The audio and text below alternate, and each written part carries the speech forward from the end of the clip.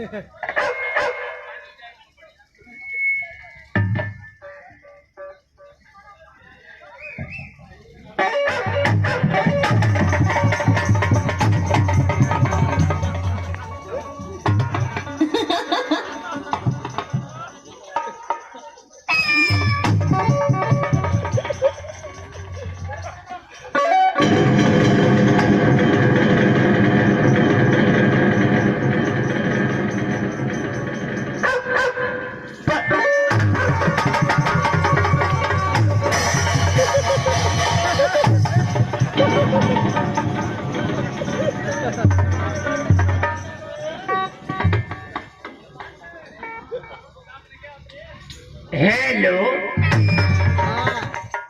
बड़ा खुशी के बात बाकी हमने के श्री कृष्ण पूजा में आयल बनी जाए। श्री कृष्ण भगवान के जयकार न मनौनी है जाए। श्री कृष्ण भगवान के जयकार मनाओ जाते। गांव का दुख दली दर, एक गांव का दुख दली दर सहरसपुर चौटी ले चली जाओ। जयकार मनाओ जाए श्री कृष्ण भगवान के पूजा में आयल बनी जाए। बोलिए बोलिए श्री कृष्ण भगवान की। भाई के श्री कृष्ण भगवान के नाम में नस्पति आई तो हम क्रिया धारा के कहतानी, गेहूं के मांस खा के कहतानी कि मौग हो जाए मौग हो जाए मौग हो जाए। जयकार मनाओ जाओ, कुछ दूर ले चल जाओ। एगो तो साल भर पर कृष्ण जी के जन्मोत्सव मनाओ जाता। तन जयकार मनाओ जाओ। बोला बोला श्री कृष्ण भगवान की। मोबाइल ली होला ताकि हम मौसा ना ली होले। कृष्ण भगवान के पूजा होखे लागल है। एगो दुआबा क्षेत्र से पंडित यानी संस्कृत वहाँ के पातारा कैसे पढ़तानी। सतपुतिया में ससुर सती लौकी में लक्ष्मी जी आ भिंडी में मसा भृगु बाबा, बैगन में परमेश्वर जी, पालकी में मसा पार्वती, करैली में काली जी, या गाजर में गंगा बसस, कटहर में कैलाशपति, अक्सर में मसा भागीरथी, मुरई में महावीर जी, आ सेमे में बस संतोषी माता, गोभी में गणेश जी।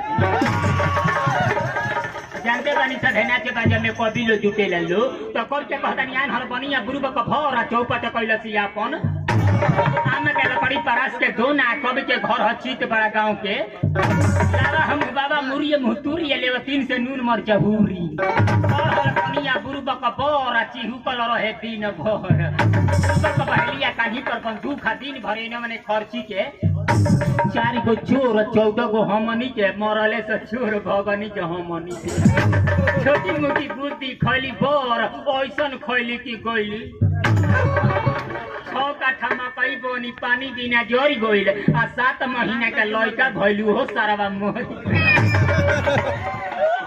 जे कुर्सी पर बैठल बा कलेक्टर हो गई, आ जे चेयर पर बैठल बा चेयरमैन हो गई, आ जे जमीन पर बैठल बा जमींदार हो, आ जे फरस पर बैठल बा फौजीदार हो।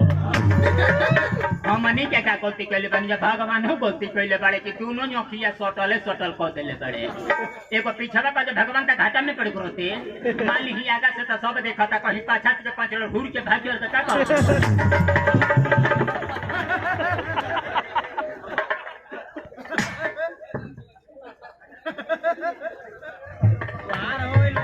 माननीय श्री अरविंद जी के बड़े भाई वीरेंद्र जी की तरफ से 501 रुपए। डीएम का फुल फॉर्म होता है डिस्ट्रिक्ट मजिस्ट्रेट।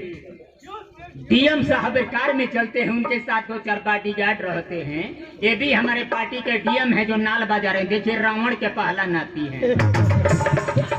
हम इनका अलग से फुल फॉर्म बनाए हैं। डी से होता है डबल, एम से होता है मऊग, डबल मऊग। सब सिंहल मऊग हो लेकिन सारा डबल मऊग। ये खाली सत्यनारायण बाबा के कथा होते रहे। ये पुयरी पहिर के बैठल है जो मोटा का नालावा बजावता है।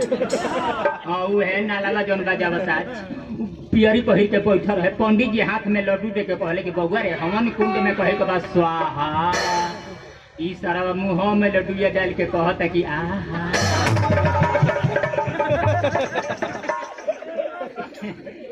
सगरो जिंदगिया हमार नोचे में रही गइल। छानी के घर रहे आग लागल जरी गइल।